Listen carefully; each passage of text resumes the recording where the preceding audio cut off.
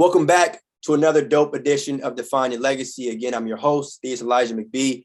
And before we tap into today's episode, again, a quick shout out to our sponsor, the online store of Define Your Legacy, which can be found at the link in the description of this episode. All right, we have hoodies, tees, long sleeves, even mugs, even masks as well. Okay. All right. So feel free to check out the link in the description of this episode for Define Your Legacy's online store. All right. Now, with that being said, let's hop right into the episode. All right. Today's guest, we have Chris Lee. What's going on, man? Good to see you. Hey, what's up? What's going on, Theus? Thank you for having me. Absolutely, man. It's definitely an honor and a privilege to have you on the show. So if you could, man, just kind of introduce yourself and tell us what it is that you do. Yeah, so I'm online. I go by Chris Lee TV. I am really a social media influencer, turned a truck driver turned social media influencer. I got my CDL in 2017, and I started documenting my journey on YouTube. I took it over to Instagram, Facebook, and now TikTok. And it's kind of helped me network and grow my brand and monetize different types of things as far as books, merchandise, and just having a great network of people who present different types of opportunities to me. So how'd you, I know you mentioned 2017, how'd you first get introduced to getting your CDL? So I had wanted to get my CDL. I would look on Craigslist and stuff like that for different types of jobs. I always jumped in and out of jobs when I was younger. So I was on Craigslist and I saw a company was hiring for a CDL driver, and they were going to train me and put me in a truck and stuff like that. And I went actually to the orientation, but I kind of disclosed that to my family, and they're like, "Well, you should probably go to college. It might be a little bit better for you." So that's what I did. After high school, I went to community college for my basics. And then I went to the University of North Texas for a bachelor's in science to get a degree in behavior analysis. And that didn't work out. And then I tried phlebotomy, and those things just weren't what it was for me. So I started a moving company while I was just going in and out of jobs and things like that. And that was something that I did for a while, 2 years. But unbeknownst to me, I was in the logistics industry at that time. And, my wife now was my girlfriend then. And she was like, "Hey, just one day randomly, hey, you're doing all these moves. You should probably think about getting your CDL and getting into the trucking industry." So I was like, yeah, I thought about that before. Let me just go ahead and do it because it's coming back around, full circle. And that opportunity was still there. And I actually got my CDL for free through the workforce in Texas. They paid for it. So January of 2017 is when I went and got the CDL. And I think I graduated by February 7th is when I graduated from the CDL school. And I had a job. So I graduated Friday and I had a job Monday. I was in orientation. And that's the momentum I needed because I had actually lost my job. My car was repoed. And, I was going through some financial struggles. And this was the first time I was able to see some real money throughout all of my jobs. So what did that mean to you to kind of see that first paycheck and to kind of put it all into perspective about, where you were at that time beforehand and then now receiving that first, deposit from actually doing that? Yeah, so the first paycheck isn't as significant as me saving $10,000 on my own without it being a financial aid check or something like that. That's kind of hard to do at a 9 to 5 when you're working retail or warehouse, unless you're staying at home, which is hard to do. As far as an ego type thing, it's hard to do. A lot of us, when we're younger, we want to move out and be on our own and, stick our chest out.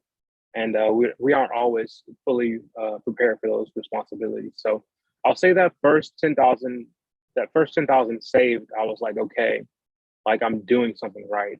with my life. I'm doing something that I know um, that will benefit me and my family, and the opportunities that came with that um, are really like setting me up to provide generational wealth.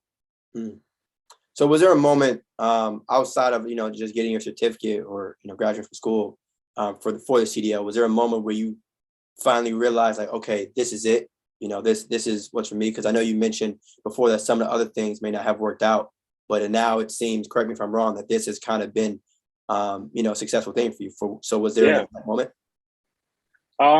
So I would say a moment when I realized like this is it is when I got in my first truck. I think when I got in my first truck as a company driver or as a lease driver, it's been a while. But there was really no one else in the truck to bother me, to look over my head, to be like, hey, do this, do that, or where I had to ask to go to the bathroom, I had to ask to, you know what I'm saying, or lunch is at 12. Like I have freedom to where I can stop and, if I want to go play golf, I can go do that as long as it kind of is in my route. I can go, I can stop and go eat at a restaurant and explore cities. And I have that, that freedom to do that without having to ask someone. As long as my load picks up, as long as I pick my load up and deliver it on time, the in between is no one, you know what I'm saying? No one really cares. Hmm. How does that feel though, to kind of be in a little bit more control of your time? It's awesome. It's amazing. The last time I felt something like this, my mom, she worked for American Airlines when I was younger. So it was like I had wings, right? I could get up and fly anywhere because she had us on her passes. So like it had been a while since I had experienced something like that to where I could like just get up and go anywhere in the country. And that's a feeling that it's almost indescribable. No one can really hold you down. Like, and it's a funny joke that we have in our trucking group, that I have in my trucking group on Twitter. It's just like when the guys get frustrated at home, all the married guys, it's like you're using your truck to run away from home. Like, why are you running away from your kids? Yeah.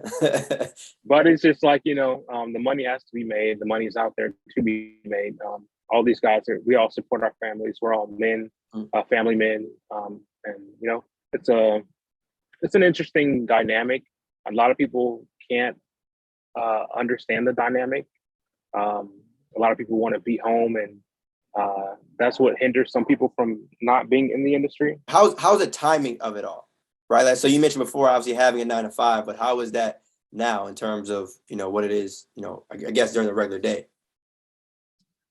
So like I said, with the 9 to 5, you really have to, you wake up at a certain hour. You're told kind of what to do. You have to go to lunch at a certain time. You have to, you leave at a certain time. You have to ask for a bathroom break or whatever. Make sure someone's covering registers, or you have to be on the phone for a certain amount of time. You have to do so many sales calls and things like that. Like, it's a lot of pressure. It's a lot of anxiety that people build up, and office politics. Office politics is something that I know that a lot of people are reluctant to go back into the office with everything going on because maybe there's someone at work that they don't like, or someone that annoys them, and then you have to go through HR, and it's a whole process. I don't have that. It's just me and my puppy. You know what I'm saying? And then if people call me and I don't want to talk to them, I don't answer my phone. Mm. That's kind of cool though. I guess when you put into that kind of perspective, like the industry and the business that you're in, it's like it's kind of a Mm-hmm. solo thing, right? It's not. For sure. I know obviously you have coworkers, but it's still like you driving. Right. So is it ever a nervous thing? Not necessarily saying are you nervous Yeah. now, but like when you first get started, like it's still, it's not a regular car, or it's not like, you're driving a Yeah, regular. yeah. It's not, man. I was super nervous when I first started, um, because it's such a large vehicle. I didn't know how to. I started off in a manual. I didn't know how to shift gears in a car. So me getting in that truck, it was just a whole new learning curve that I had to get over.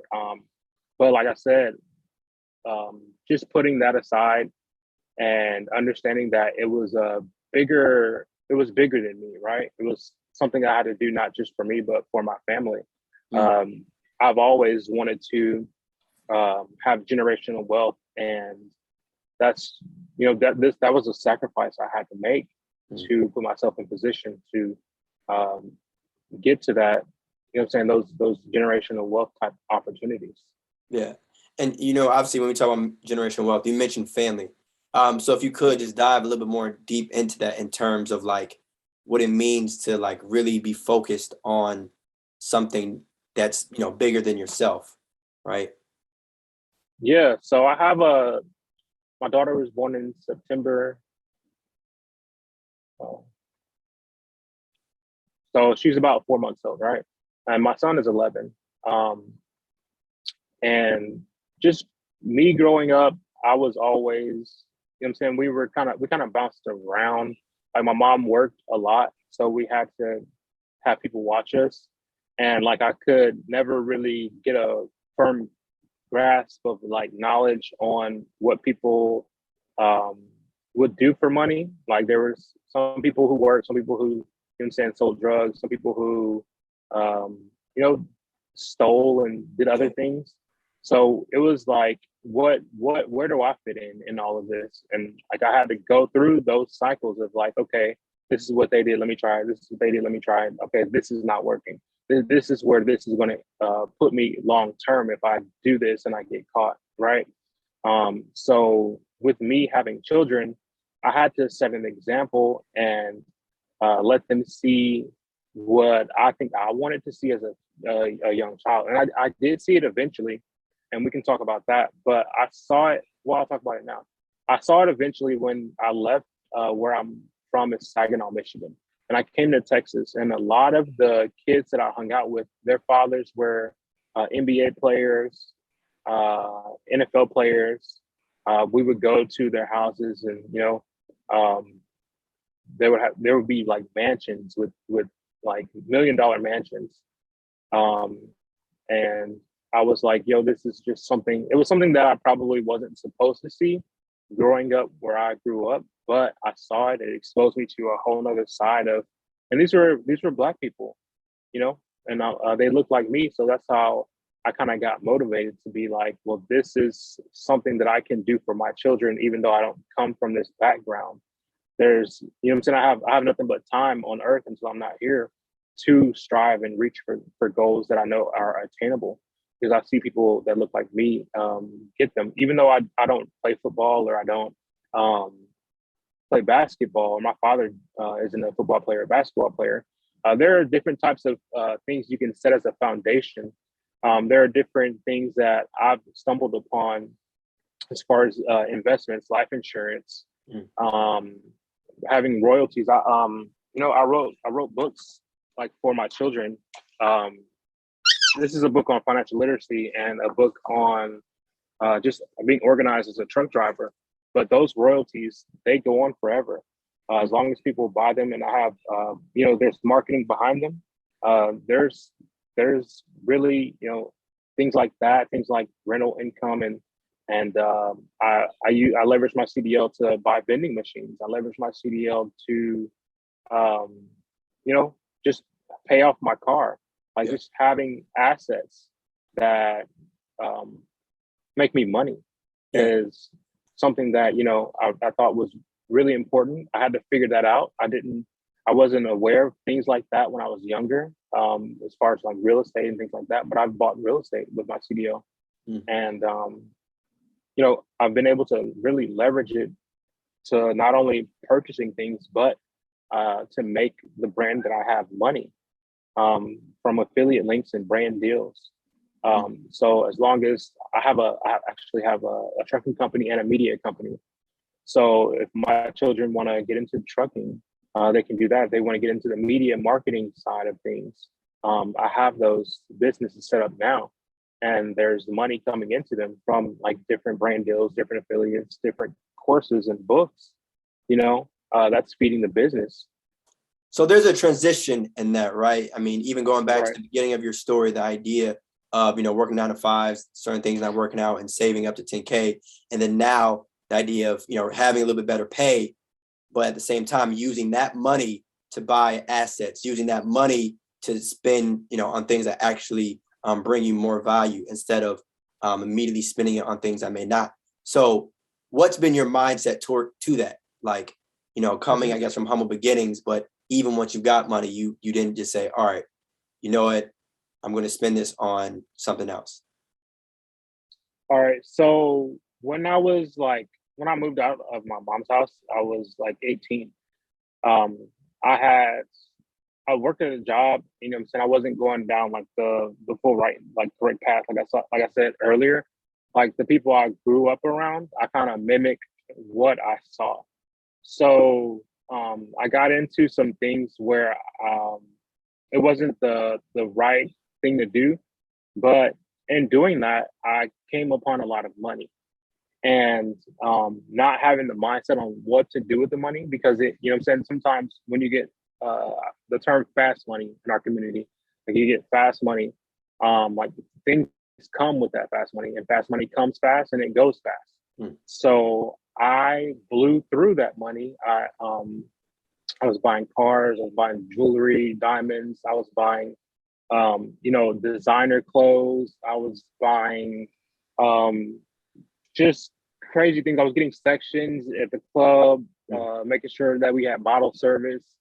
We were going out to eat, doing extravagant dinners at like the finest restaurants, buying bags for my wife, that then my girlfriend. Like, I did all that. And then at the end of the day, like, people disappeared after the money disappeared. And it was just like I hit rock bottom. And while I was like there, I was, I picked up Robert Kiyosaki's book in high school or something like that. But I read like the first chapter. But then I also picked up a book called Powernomics. And I've always been like a book reader. Like when we were growing up, like I said, my mom would work. So sometimes we would get dropped off at the library and we'd be at the library all day. So like there's not much you can do at a library but read. So reading has always been like something that, what I'm saying, I've been able to just be comfortable with and escape, what I'm saying, realities. So picking up books, like I said, Robert Kiyosaki and Powernomics by Dr. Claude Anderson, it helped me get a different type of mindset. And like in that Powernomics book, Claude Anderson talked about different ways to get our community out of where we are and get to a better reality, a better life, and better opportunities. So I didn't finish that book. I think I read a chapter of that book, but I understood what he was saying. So in not wanting to wanting to do like exactly what he said and the steps that he said, it was always in the back of my mind that now I have to help the next man that looks like me. I have to make sure that he knows what I know. So like I said, I had that in the back of my mind, but like I said, I came upon some money, blew through it, hit rock bottom. And then I'm trying to figure out like, how do I get back? How do I get that money back? And I'm working, like I said, 9 to 5s, and it's not working out. That's when I started my moving company, and that gave me like a little extra money on the side. But being able to, yeah, go ahead. Now I was gonna say, when you were spending money on those things, I mean, you mentioned, the bottle service and the clubs and the sections, and the jewelry. Would you say it was worth it? Yeah, I feel like the experience was worth it. It was one of the more fun times. I think, what I'm saying, life is to be experienced.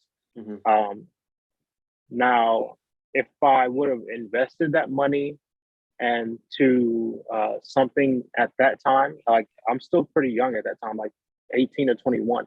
Now, if I would have invested that money in, say, like vending machines at that time, or a jump house rental service, a cleaning service, if I would have invested that money back into that, and then I could have, just what do you call it? when you Delayed gratification. yeah, I could have delayed the gratification in like at 25, 27. I could have been, you know what I'm saying, in Greece Mm, popping those, getting that bottle service. mm, And I could have been in Paris mm, buying the designer. But like I said, I didn't what I wish I would have had. Someone asked me this earlier. If I could go back and change it, I wouldn't change it. But what I do wish is that I had a mentor to be like, okay, um, like and actually a mentor who's doing it, not just someone who's talking about it, someone who may have been through that type of situation, and then they can be like, okay, I did that, whatever, like, but this is how you do it the right way, so that mm. when you're 27, then you know what I'm saying, you still have a lot of youth, you still have a lot of opportunities, but you have bigger opportunities here to make bigger moves, bigger plays. Yeah. And the reason why I asked that question is, you said, I think perfectly, like life is meant to be lived. Like, as a financial literacy advocate, sometimes people have like, oh, you shouldn't spend on this, you shouldn't spend on that. Well, the reminder is that everyone is in different financial situations, right? 100%.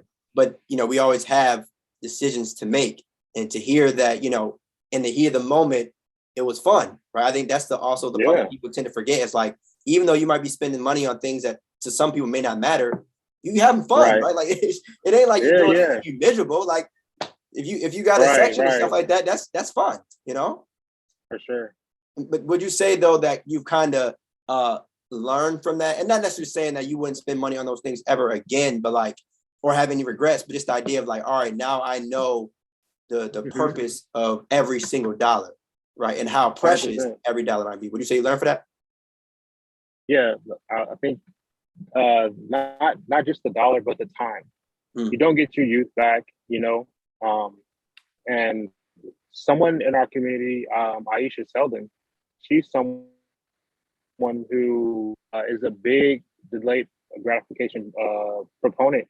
I think she really preaches that, and I think she really shows you what can be possible if you do something like that.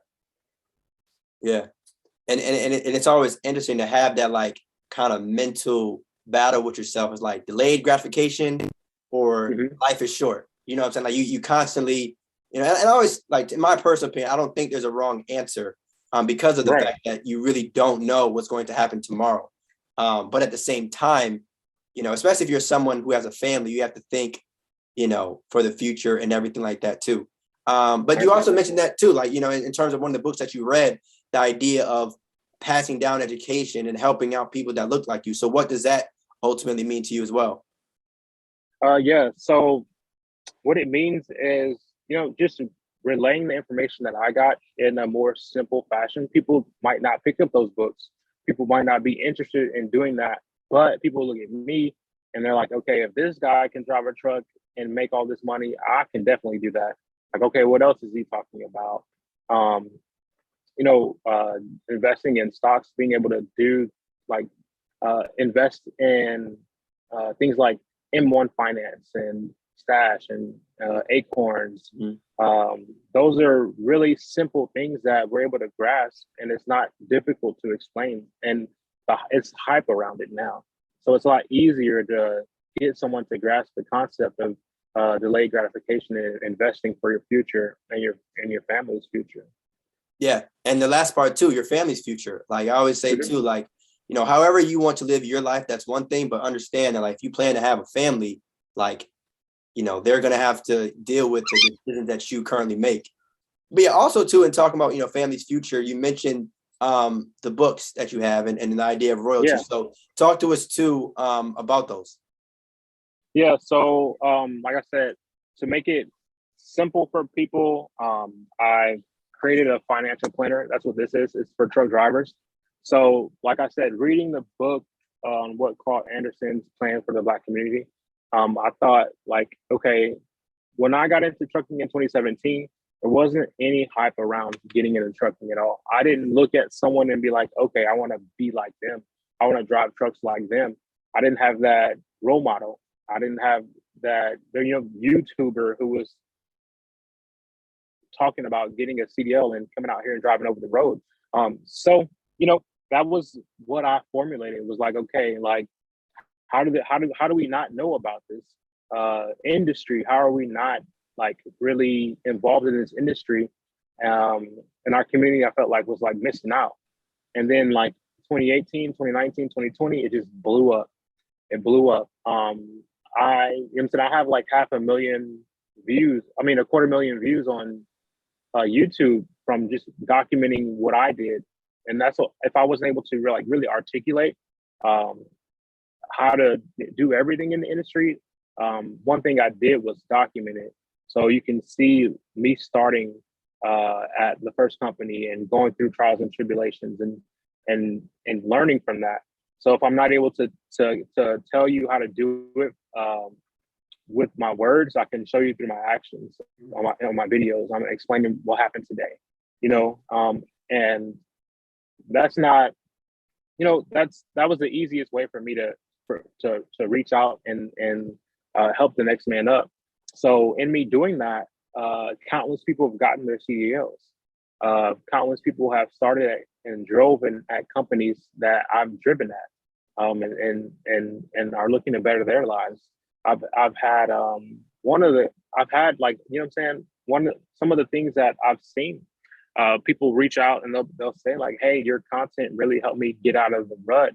One of my most viewed videos on YouTube is how to pass a drug test, and like in that video, I go and I explain that that we really only have one life to live, and that drugs will always be there, but that time won't.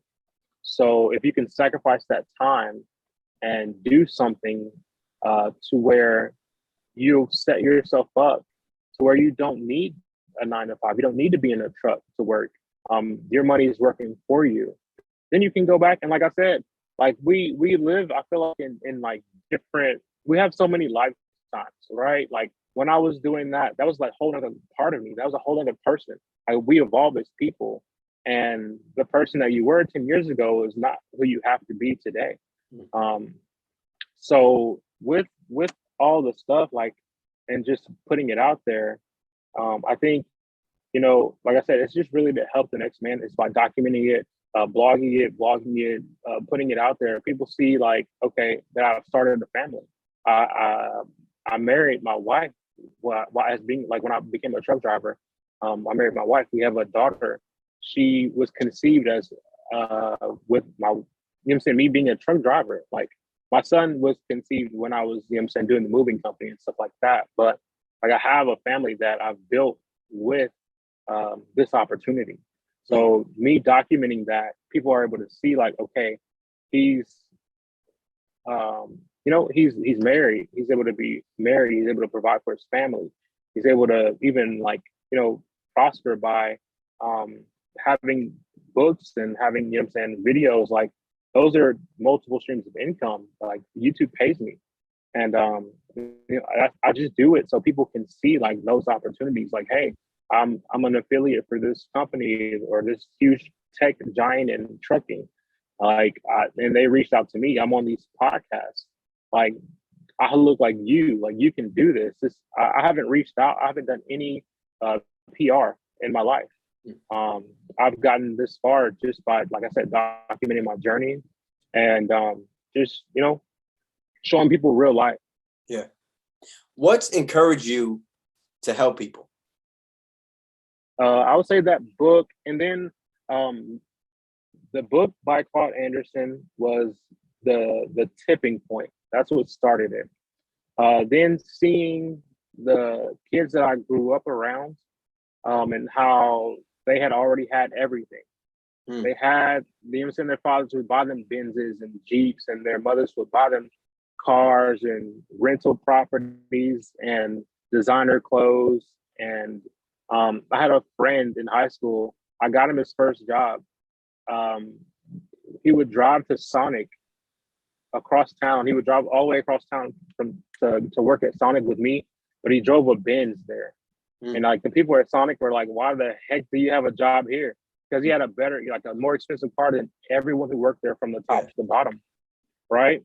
So me seeing like their parents setting them up like that, like with credit, with stuff, and just the networking opportunities that they had, I was just like, okay, how do I do that at my level? Because me being on their level at where I'm at now is impossible back then because I don't have parents who set me up like that.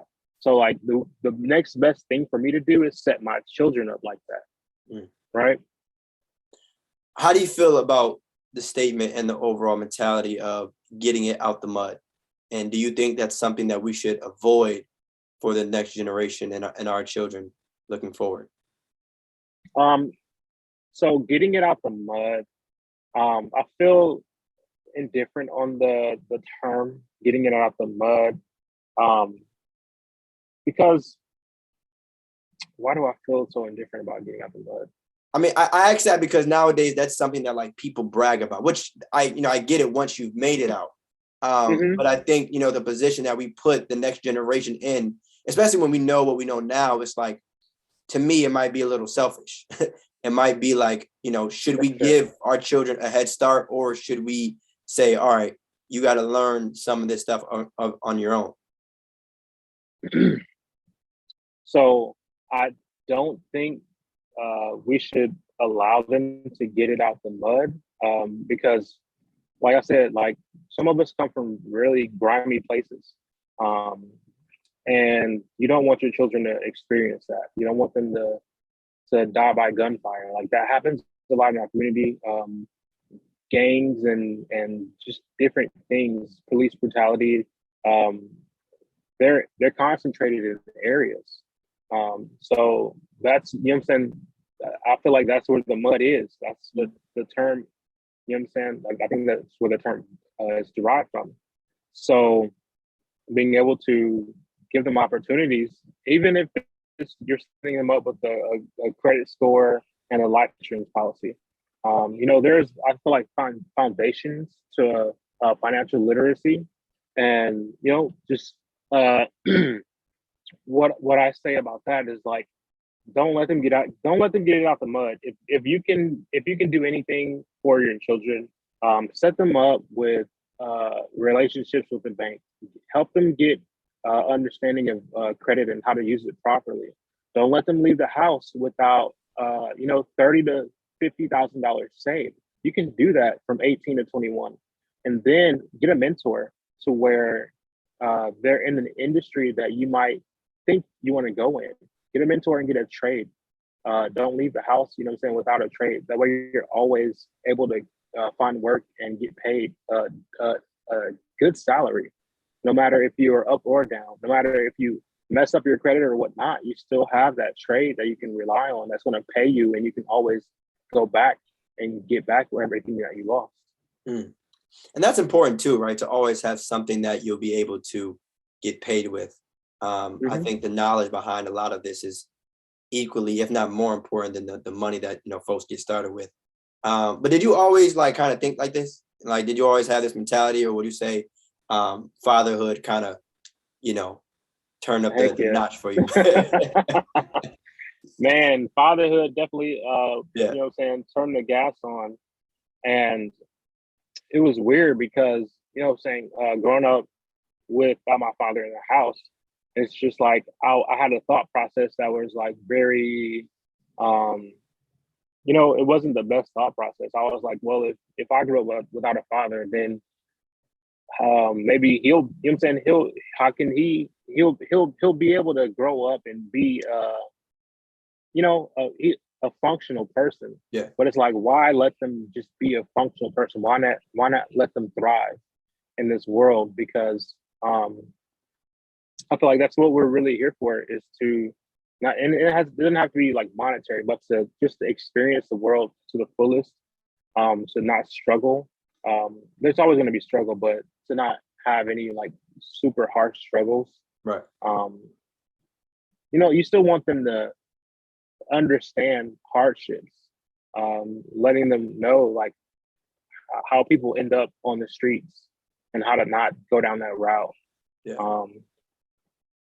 But yeah, I think that having kids really turned it up. Yeah. And I mean, I would say too, like there's a difference between like spoiling someone and, kind of teaching them, right? That's because you don't want 100%. your child to like, not necessarily get out the mud doesn't mean that you're spoiling them rotten. There could be a balance between teaching as well as allowing them to learn on their own. But, it shouldn't be a point where it's like, all right, I figured out on my own. So that means you got to do the same. Like, right. it should end somewhere, it should end somewhere. Right. Yeah, that mentality is like, I did it by myself. Like, you can do it too. Like, it's kind of weird. Yeah.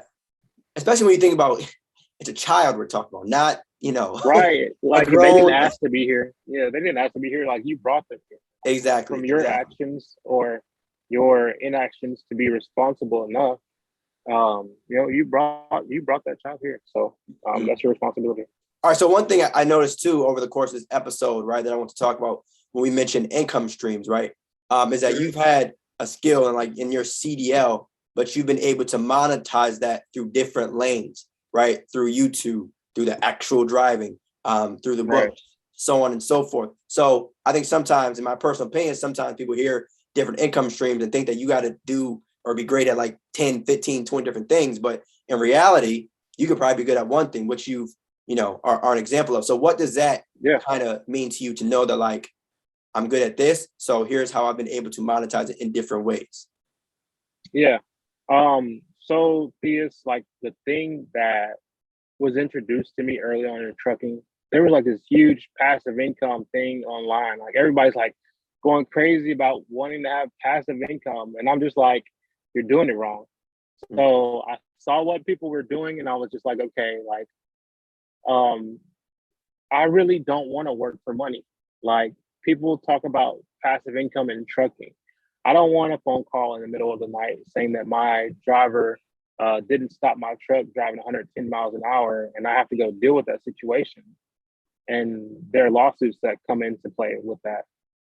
That's not passive to me. That sounds like a big headache. So passive to me is when I go to sleep, my money is being made and I have things working for me. My money is like someone put it into a term where like your money is like a soldier and you send them to war. People say like your money is a slave, like, make it work. So I would go to bed thinking about that. I would wake up thinking about that. And I'd be like, okay, how do I do it? How do I do it? And like one of the ways I first got was like acorns and stash. And I was like, okay, like dividend stocks. That was one of the first ways I was like, okay, that's passive income. I invested the money in the time once, and as long as that money's there while I'm asleep or whatever, it's gonna bring me more income. And then I figured out that I could make money on YouTube. So I started making YouTube videos and I was like, okay, let me push hard and get monetized. And like I waited, and then I finally got monetized. And then YouTube started sending me checks. So I was like, okay, if I'm asleep or whatever, I'm making money. So I was like, okay, what else can I do?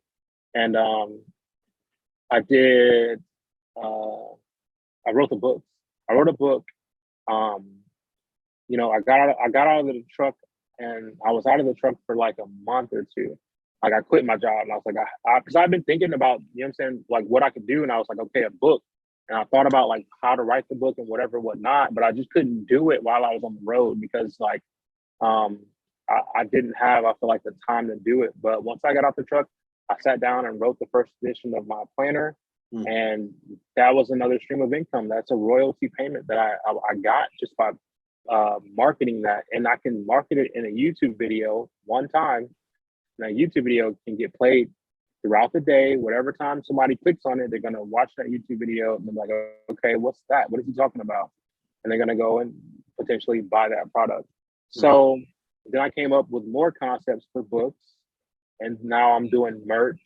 And then I got brand deals and affiliate deals where I don't even have to talk to anyone. And they're buying services that I'm offering. And from them doing that, I'm getting a check. So passive income, like there is a definition for passive income. And I'm that definition. Like I don't have to work for this money. I've done it. And I want to, what I'm saying? That was the thing, is like, I like things where I do something one time and I get paid forever for it. So anything that I can figure out how to do in that light, I'm looking for the opportunity always. And I'm gonna make, like, I made notebooks. Like Mm. I went and made, because they're like, you can make low content. So this isn't my notebook, but you can make notebooks. That's a low content Mm. channel that you can do and sell that on Amazon. You can make books about cats, a notebook with cats on the cover. Somebody with cats is gonna buy that book. Mm. I'm gonna make a notebook with cats on the cover because I know somebody's gonna buy that book. You know what I'm saying? Well, there you Like, go.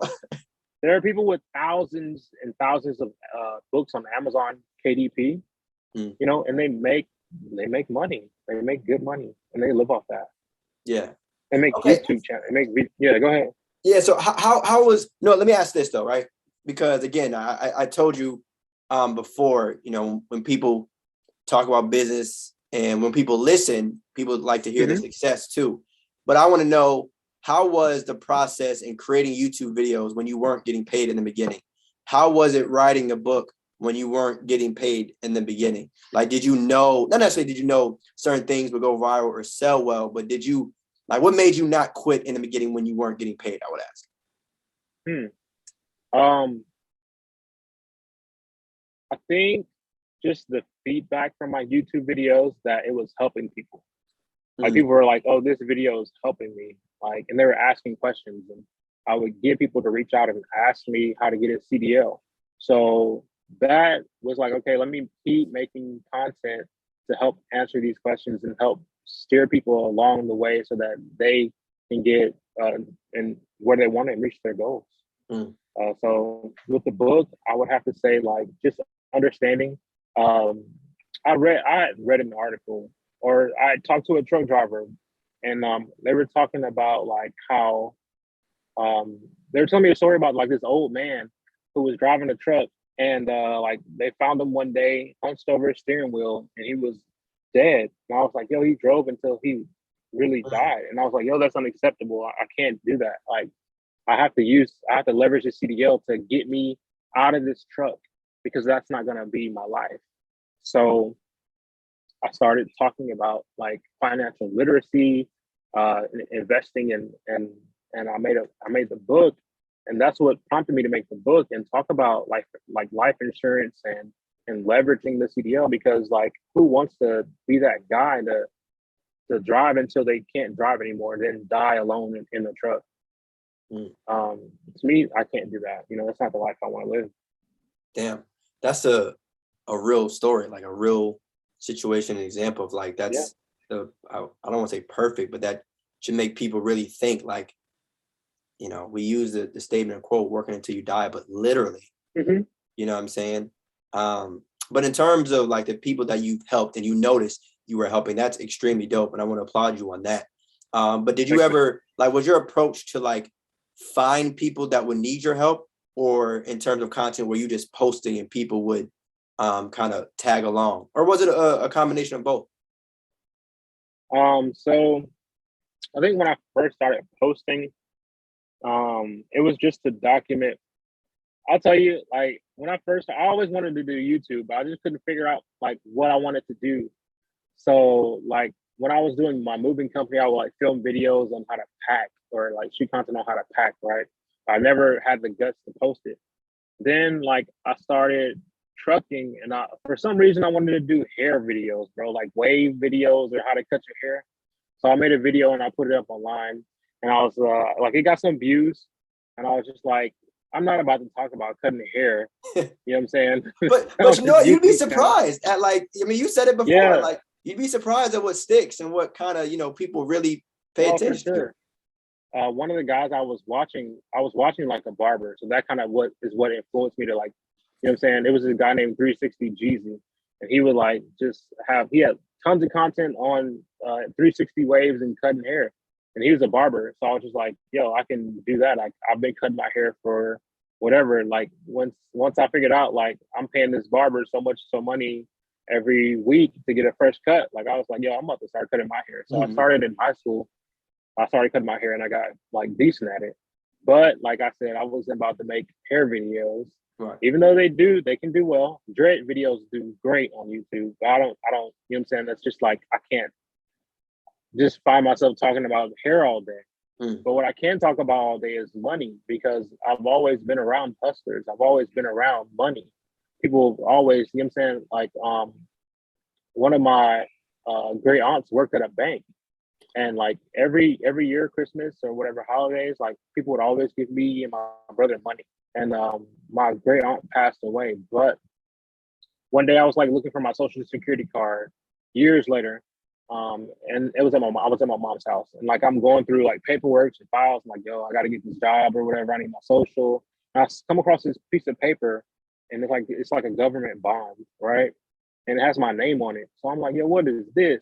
So it's like, if you cash this bond now, you'll get $100. So I was like, swoop, took it, went to the bank. I was like, this I has hear you. my I hear name you. on it. I You hear said you. $100. Like, let me go, you know what I'm saying? And I was like, yo, like she did that. She probably invested like, you know what I'm saying, whatever she invested, but it's mature. And now I reap the reward of that. And you know what I'm saying? That was like another like light, another bell that went off for like that generational wealth type thing. I was like, yo, like she's not even here nowhere. She's still putting money in my pocket. Like I was like, yo, I have to figure it out. I have to figure it out. Like to where it's not like a one-time thing, where it's consistent, where I can put my children in the business, and hire them, and grow the media company, and to where we're having more books. Like I have my kids can have coloring books and learning books, and you know, things like that. Like that's just where my mind goes when I think about that generational type thing. Yeah. But you know, Yeah. And I mean, give your children a head start, and I mean, we talk about generations and family and children and everything like that. And that kind of leads me into the final question that I have for you, which is a question that I ask everyone that's ever been on Defining Legacy. And that question is, how do you want to be remembered? as Chris Lee TV, the online CDL coach, a father, a great father, amazing husband, someone who loved his family, and to death. You know, I loved him, and provided for his family like he was supposed to. Um, I don't, you know what I'm saying? I can't let you label me like a deadbeat or whatever type of person to my wife. Like that's just unacceptable. Uh, how long have we been on Earth? How long have we been here to figure out like how to do things the right way, and people still do them the wrong way, right? It's 2022, right? Like, come on. Yeah. So I want to be remembered for, you know what I'm saying, doing right by my family, and just stepping up to the plate, stepping up and taking care of things. Now, I noticed you didn't mention the word money in your answer. Why is that? Um, I I I think just because I know, like, I'm very confident that I'm going to be a millionaire, a multimillionaire. Um, like I said, from the things that I saw growing up to the path that I'm on now, I'm way too goddamn ambitious, bro. Like, I don't know if you curse in this No, podcast, yeah, but you I'm good. You way good. I too, didn't stop yeah, you. I'm way too ambitious to let this stuff just go.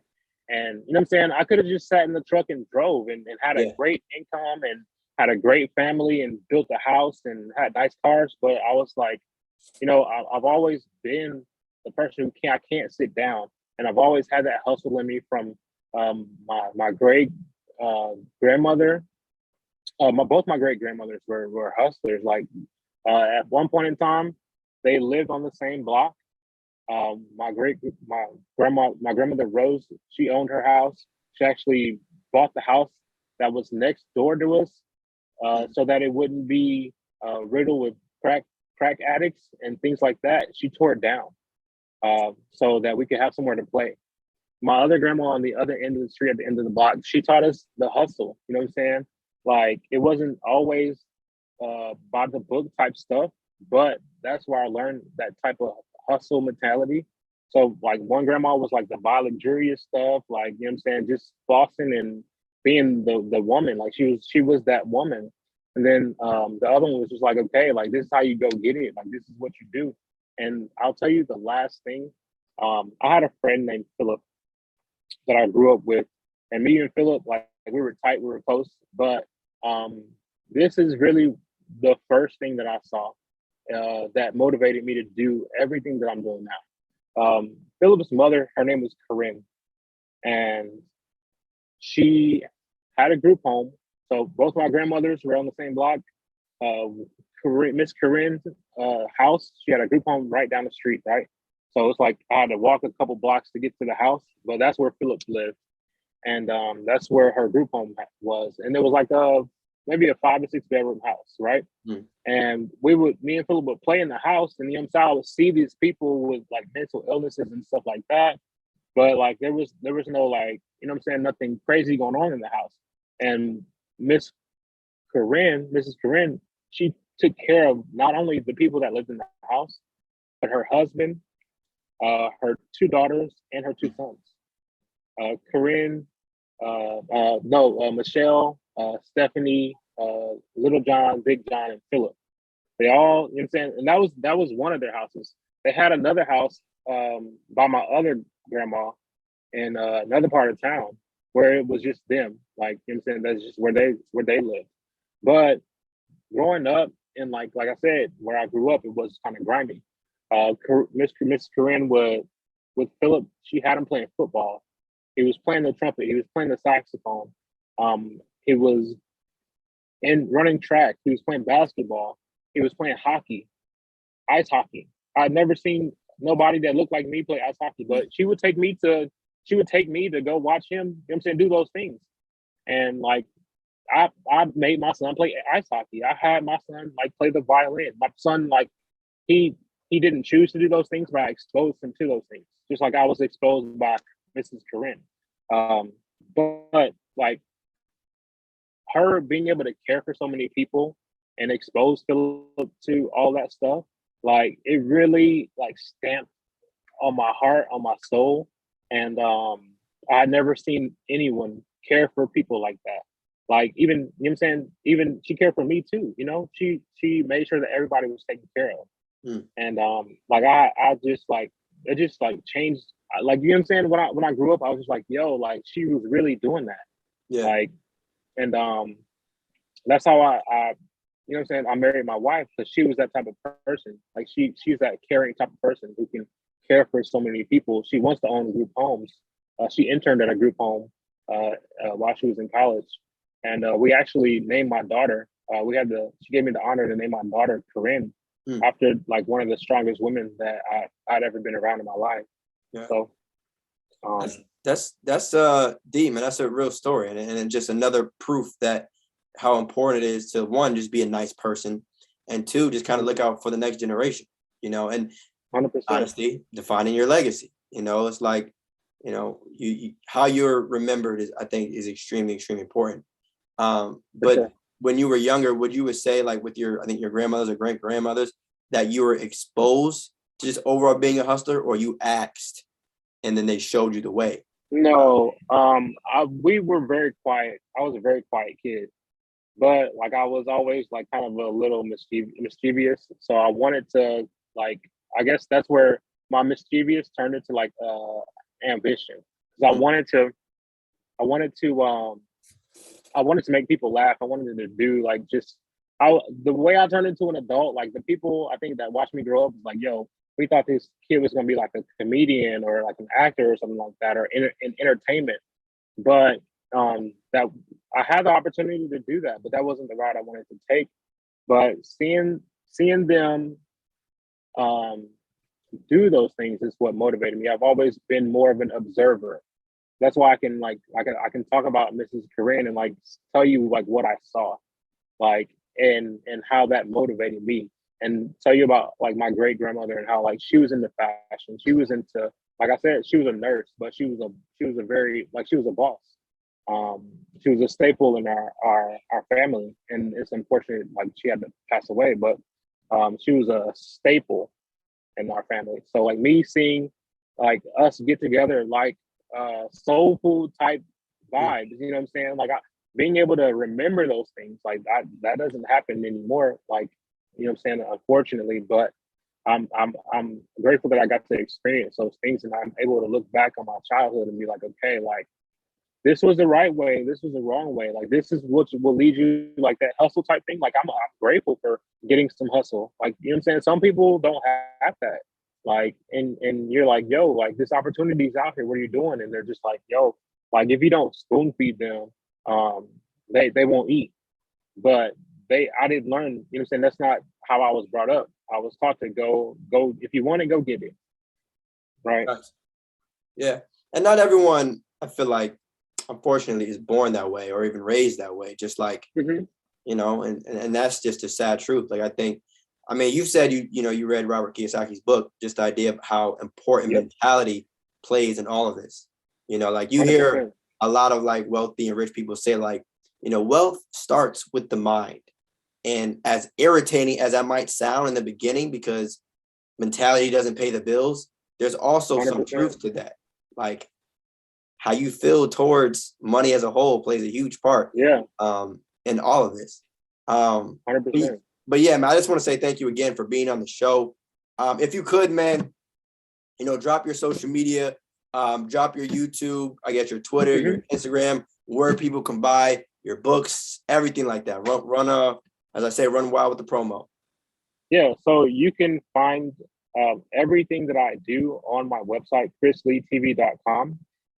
I'm on TikTok at Chris Lee TV, Instagram Chris Lee TV, YouTube Chris Lee TV, Twitter I'm Chris Lee TV 3 because somebody beat me to it. Mm. But if you Google Chris Lee TV, all one word, I'm that guy that's gonna pop up. Got you. All right. And do you have any I say you want to show us the books if you have them right next to you Yeah, one more yeah, time? sure. So this is one of the books I created. It's called The Financial Planner for Truckers. It helps you track your finances and budget for the week, for the month, for the day, and it's a really great asset to have out here. A lot of things that people don't understand is that when you're in trucking, yeah, you get paid a lot. You might get $4,000 to $10,000 a week, but you have higher expenses. If a truck breaks down, or if you want to go buy food from the truck stop, it's like a times 3 tag on that, right?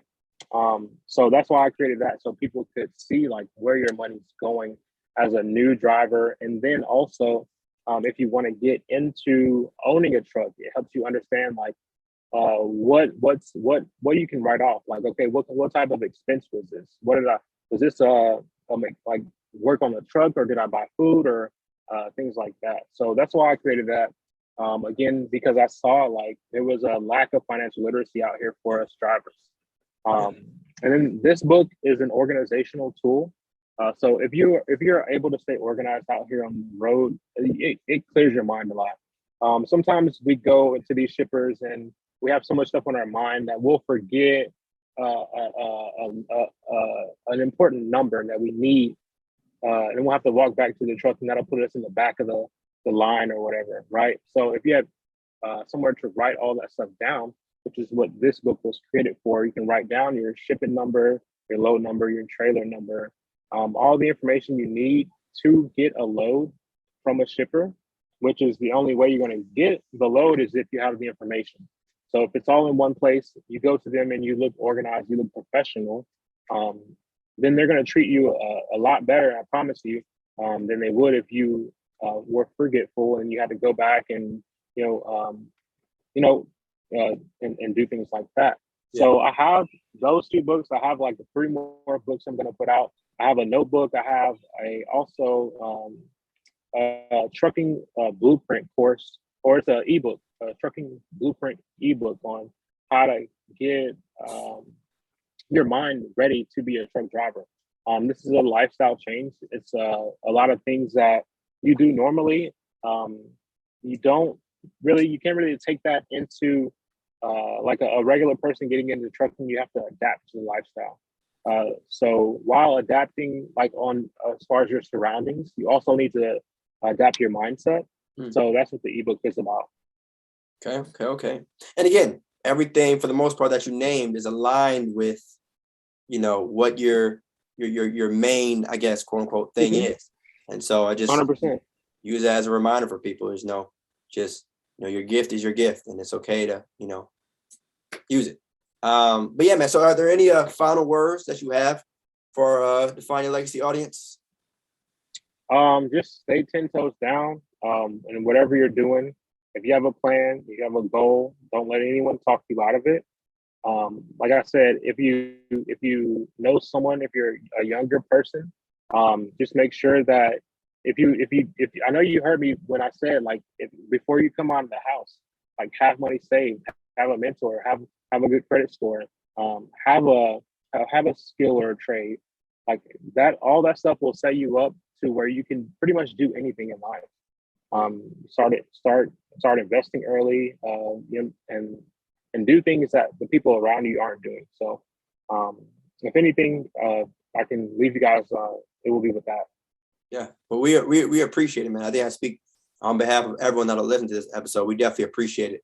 And again, y'all, on the Defining Legacy front, make sure, of course, you subscribe to the YouTube, Apple Podcast, Spotify, follow on Instagram, Twitter, Facebook, as well as check out the link in the description of this episode for the online store.